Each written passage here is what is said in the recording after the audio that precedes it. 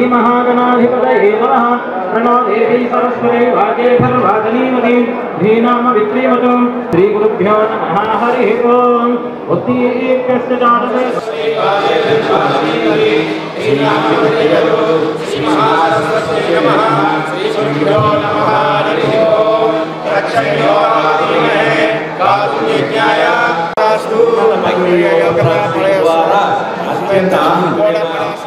पवन कल्याण साहब को सीएम बना दे। मनोहर जी को तेनाली में भारी मेहनत से जिंदगी तौफीक नसीब फरमा।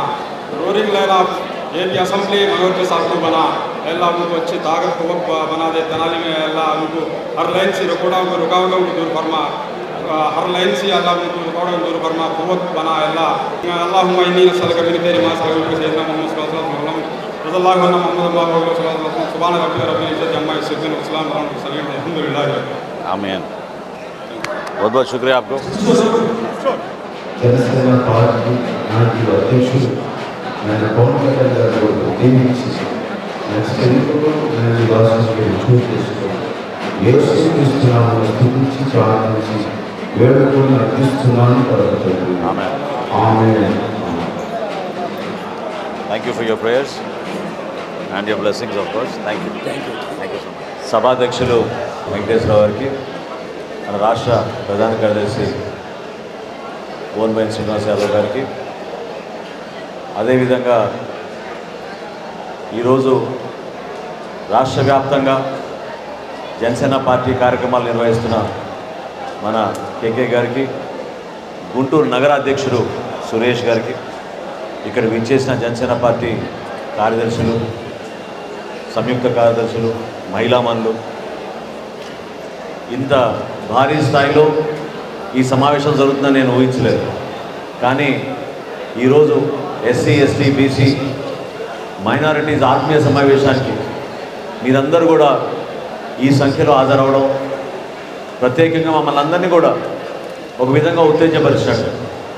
ఎందుకంటే అనేక సందర్భాల్లో జనసేన పార్టీ అంటే ఏంటి, ఎటువంటి కార్యక్రమాలు చేస్తాం, కులాల్ని కలిపే బాధ్యత ఏ విధంగా తీసుకున్నాం, మతాల్ని గౌరవించే బాధ్యత ఏ విధంగా తీసుకున్నాం అనే అంశాలు పదే పదే మన పార్టీ అధ్యక్షులు పవన్ కళ్యాణ్ గారు చెప్తూ ఉంటారు. ఉపన్యాసాలు చెప్పడం వేరు, ఆచరించడంలో వేరు. కానీ మేము చేసే ప్రతి కార్యక్రమాల్లో కూడా అందరినీ సమానంగా చూడాలి, అందరికీ అవకాశం కల్పించాలి, అందరికీ కూడా సమానంలో మన సమాజంలో ఒక గౌరవప్రదమైన స్థానం కల్పించాలని ఏ విధంగా అయితే పవన్ కళ్యాణ్ గారు ఆయన దూరదృష్టితోటి ఆలోచించి జనసేన పార్టీని స్థాపించారో మీ అందరూ కూడా చూశారు. ఈరోజు ఈ స్థాయిలో మనం సమావేశం ఏర్పాటు చేసుకుంటున్నాం. దీని ముఖ్య ఉద్దేశం, మొన్న మేము మాట్లాడుకున్నప్పుడు వాళ్ళు చెప్పిన అంశాలు ఏంటంటే, ఆ రోజు కమాల్ గారు కూడా ఉన్నారు, అసలు పార్టీ పరంగా మనం చేస్తున్న కార్యక్రమాలు, ప్రభుత్వం చేస్తున్న కార్యక్రమాలు ఏంటి అందరికీ తెలియాలి, అర్థం చేసుకోవాలి.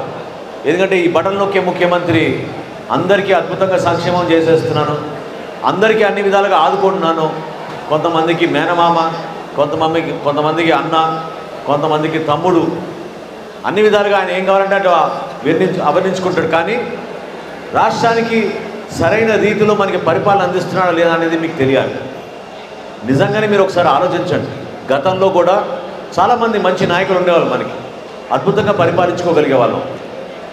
ప్రత్యేకంగా బీసీ కార్పొరేషన్లో కావాలని బీసీలో ఉన్న ఐక్యతని విడదీసే విధంగా 56 కార్పొరేషన్లు ఏర్పాటు చేశాడు. 56 కార్పొరేషన్లు ఏర్పాటు చేసేంతవరకు కూడా చాలామంది తెలీదు నిజంగానే ఈ విధంగా ఉంటుందా అని.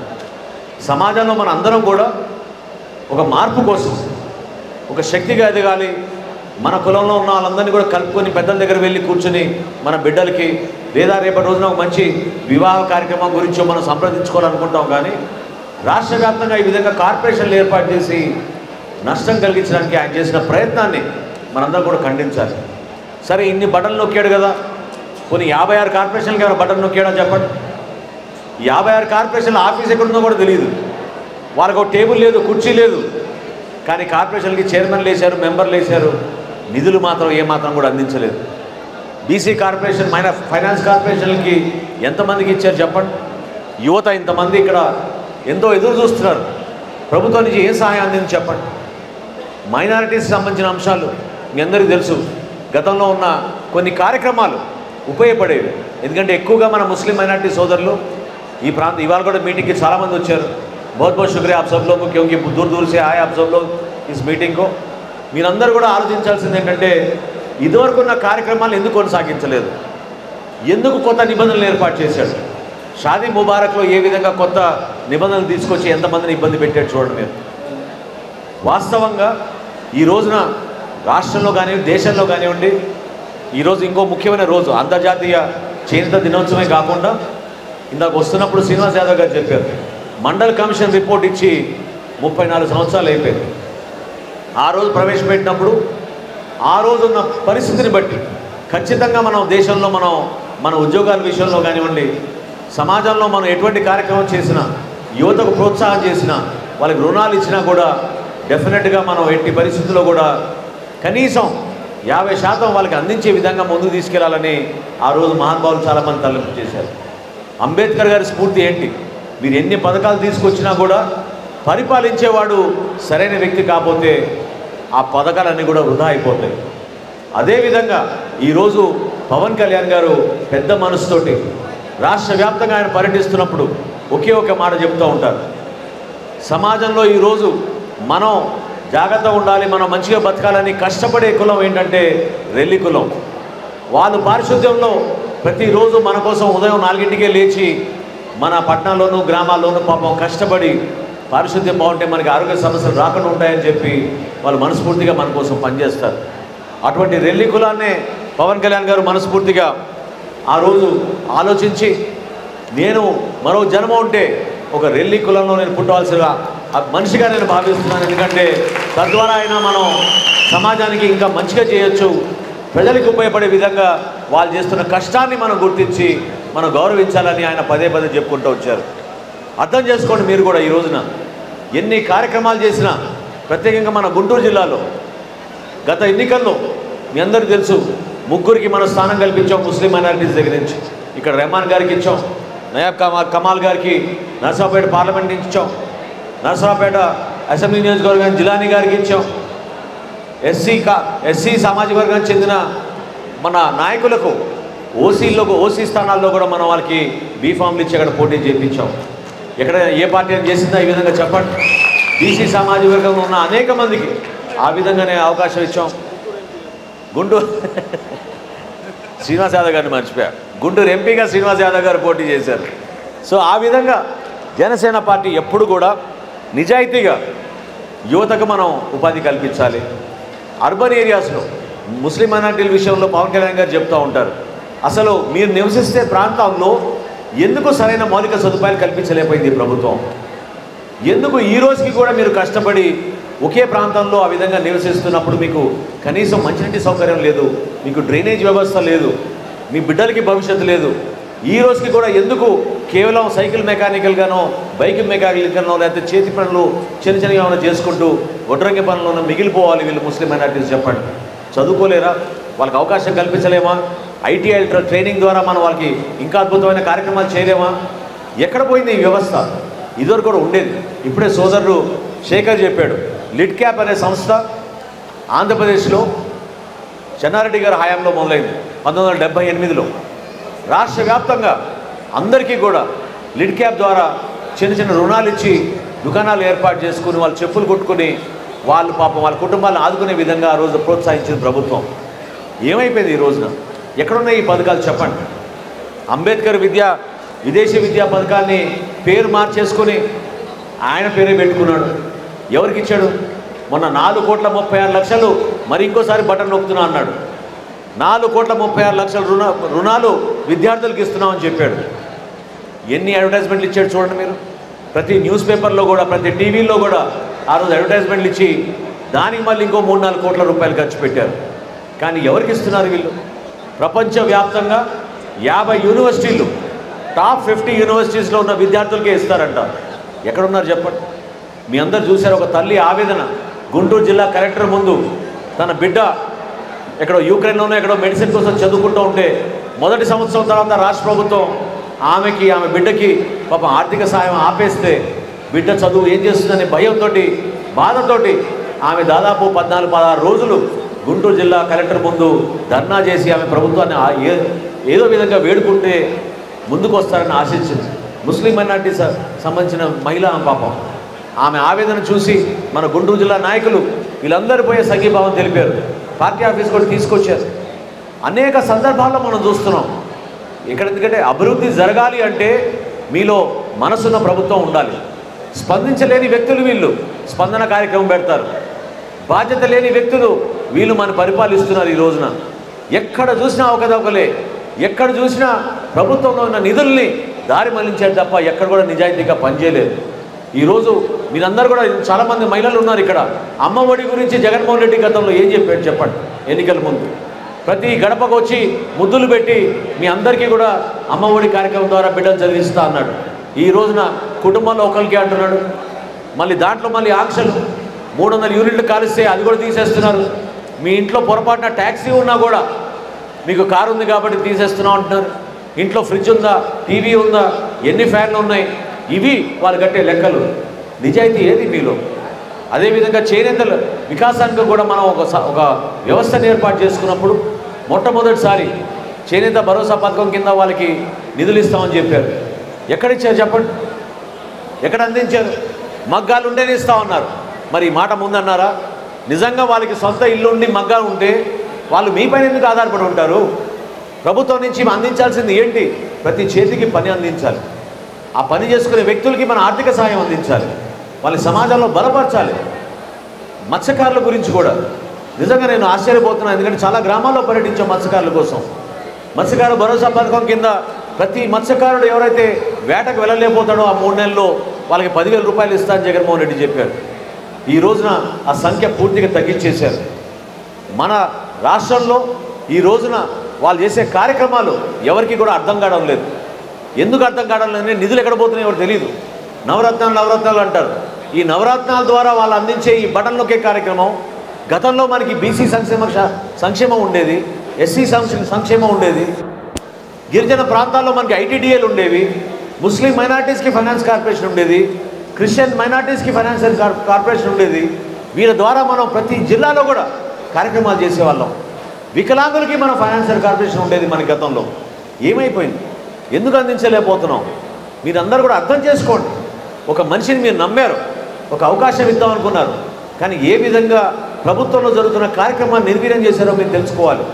29 కార్యక్రమాలు సంక్షేమ పథకాలు ఎస్సీ వర్గాలకి చెందినవి, వాటిని కూడా తొక్కేశారు.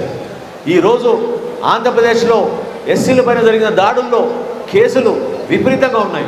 2071 మందికి పైన మరి దాడులు జరిగినాయి మన రాష్ట్రంలో. వీళ్ళేం మాట్లాడతారు ఈ రోజున?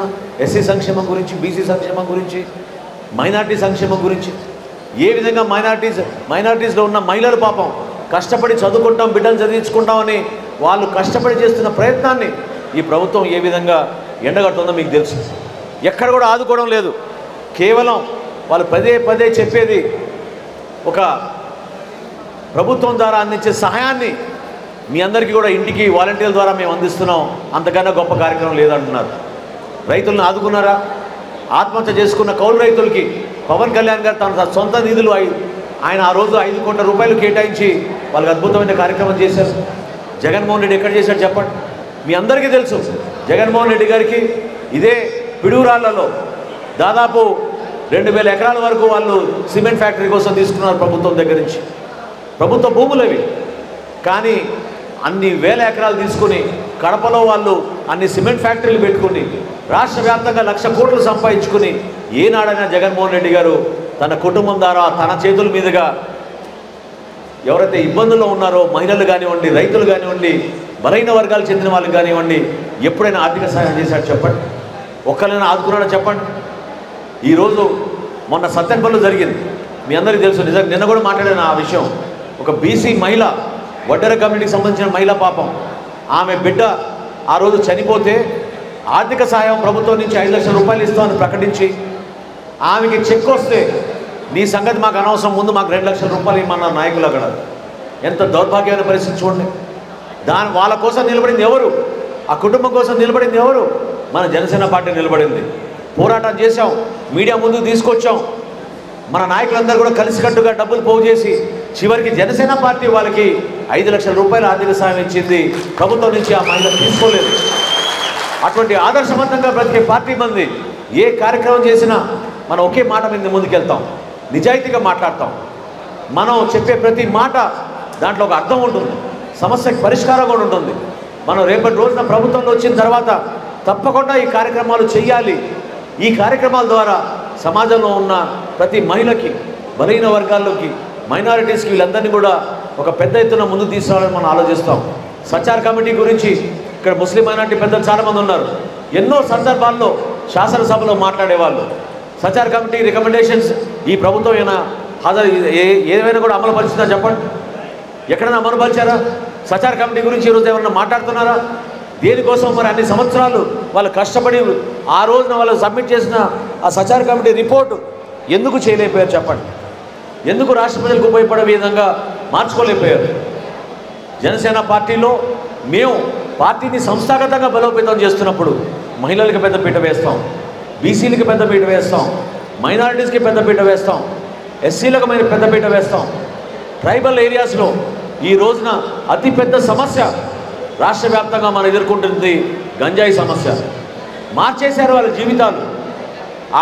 ఆ ప్రాంతాల్లో పెరుగుతున్న గంజాయి చూసి మారుమూల ప్రాంతాల్లోకి, గ్రామాల్లోకి ఈ రోజున గంజాయి సరఫరా చేస్తున్న వైఎస్ఆర్సీపీ నాయకులు. దయచేసి అర్థం చేసుకోండి. ఎప్పుడైనా మనకి గుంటూరులో ఆ విధంగా ఉండేదా? ఎప్పుడైనా బాపట్లలో ఆ విధంగా ఉండేదా? ఎప్పుడైనా నర్సరావుపేటలో ఆ విధంగా ఉండేదా? ఎప్పుడైనా తెనాల్లో ఆ విధంగా ఉండేదా? ఎక్కడ చూసినా కూడా విచ్చలవిడిగా వైఎస్ఆర్సీపీ నాయకులు ప్రోద్బలంతో ఎక్కడికక్కడ వీళ్ళు గంజాయి అమ్ముకుంటూ వెళ్తున్నారు. సమాజాన్ని ఇబ్బంది పెడుతున్నారు, యువతకు భవిష్యత్తు లేకుండా చేస్తున్నారు, అన్యాయంగా కేసులు పెడుతున్నారు. ఆ కేసుల ద్వారా భవిష్యత్తులో వీళ్ళకి ఉద్యోగాలు రాకుండా యువత నలిగిపోతుంది. విమర్శించడం కేవలం రాజకీయ విమర్శించడం కోసం అర్థం కాదు. ఇక్కడ నిజంగానే నిజాయితీగా మేము ఈరోజు విమర్శించేది, మీలో పరిపాలన దక్షత ఉంటే, మీకు పరిపాలన చేయగలిగే శక్తి ఉంటే ఎందుకు 4.5 సంవత్సరాల నుంచి ఇంతమందికి మీరు ఆదుకోలేకపోయారు? ఎందుకు ఈ రోజున మీరు సడన్గా జగనన్నగా చెబుదామనే కార్యక్రమం పెట్టారు? ఎంతమంది చెప్పారు జగనన్నకి? మీరు ఎవరైనా ఫోన్ చేస్తే జగనన్న పలికాడా? ఎవరు వినేవాళ్ళే లేరు అక్కడ. జగనన్నకి ఏం చెప్తాం? అదేవిధంగా జగనన్న సురక్ష అనే కార్యక్రమం పెట్టాడు. 4.5 సంవత్సరాల తర్వాత రాష్ట్ర ప్రభుత్వం ఒప్పుకునేది ఏంటంటే, ఇది చాలా విచిత్రం, రాష్ట్ర ప్రభుత్వం ఒప్పుకునేది ఏంటంటే రాష్ట్రంలో 9,63,000 మంది అర్హత కలిగిన వాళ్ళకి మేము అందించలేకపోయాం సహాయం అని 4.5 సంవత్సరాల తర్వాత ఒప్పుకున్నారు. 9,63,000 మందిని ఎంత మోసం చేశాడు జగన్మోహన్ రెడ్డి మీరు అర్థం చేసుకోండి. ఎందుకు వీళ్ళకి గతంలో మీరు రేషన్ కార్డులు ఇవ్వలేదు? ఎందుకు వీళ్ళకి కాస్ట్ సర్టిఫికేట్ ఇవ్వలేదు? ఎందుకు వీళ్ళకి ఫ్యామిలీ సర్టిఫికేట్ ఇవ్వలేదు? ఎందుకు వీళ్ళకి ఇన్కమ్ సర్టిఫికేట్లు ఇవ్వలేదు? ఈ సర్టిఫికేట్లు ఆపి మోసం చేసి వాళ్ళ సంక్షేమం అని చెప్పే మాటల్లో వీళ్ళు బటన్ నొక్కే కార్యక్రమంలో మోసం చేశారు తప్ప ఇంకేం చేయలేదు. మీరందరూ కూడా సంఘటితం అవ్వండి, అర్థం చేసుకోండి. ఇంత చక్కటి సమావేశం ఈరోజు ఏర్పాటు చేసుకున్నాం. నిజంగానే ఇంత భారీ ఎత్తులో మీరందరూ తరలి వచ్చారు. ఎస్సీలు, ఎస్టీలు, బీసీలు, మైనార్టీ వర్గానికి సంబంధించిన నాయకులు మీరందరూ కూడా ఒకే మాట మీద నిలబడండి. పవన్ కళ్యాణ్ గారి నాయకత్వం ఈ రాష్ట్రానికి ఖచ్చితంగా ఆదర్శవంతంగా, నిజాయితీగా అభివృద్ధి చేయడమే కాకుండా పారదర్శకంగా మీకు మంచి పరిపాలన అందిస్తారు. ప్రతి ఒక్కరిని సమానంగా చూస్తారు. ప్రతి ఒక్క కుటుంబాన్ని సమాజంలో ఉన్నత స్థాయికి తీసుకెళ్లే విధంగా మన పవన్ కళ్యాణ్ గారి నాయకత్వంలో జనసేన పార్టీ నడుస్తుంది. ఎప్పుడు పొరపాటు చేయం. వీళ్ళలాగా 56 కార్పొరేషన్లు పెట్టి రూపాయి కూడా కార్పొరేషన్లు ఇవ్వకుండా మోసం చేసిన వ్యక్తి జగన్మోహన్ రెడ్డి. ఎక్కడ చూసినా ఫండ్స్ అన్ని డైవర్ట్ చేసేసారు. ఏ సంక్షేమ పథకం నుంచి అయినా సరే కేవలం నవరత్నాల గురించి మాట్లాడతారు. జగనన్న కాలనీలో ఎంతమంది ఇల్లు కట్టుకున్నారు చెప్పండి? ఎంతమంది అప్పులు పాలయ్యారు చెప్పండి? ప్రభుత్వం ఏ విధంగా ఆదుకుంది జగనన్న కాలనీలో కష్టపడి ఇల్లు కట్టుకున్న వాళ్ళని చెప్పండి? ఎక్కడ చూసినా కూడా మహిళల్ని ముందు పెద్దపీట వేస్తూనే ఉన్నారు. మహిళా సాధికారత కోసం ఇదివరకు మనకున్న కార్యక్రమాలు ఏమైపోయినాయి? మెప్మా కార్యక్రమం ఏమైపోయింది? పొదుపు సంఘాల్లో ఉన్న మహిళలు ఏమైపోయారు? ఈ రోజున అర్బన్లో అంటే పట్టణ ప్రాంతాల్లో మనం ఆ రోజు మౌలిక సదుపాయాల కోసం అనేక కార్యక్రమాలు చేశాం.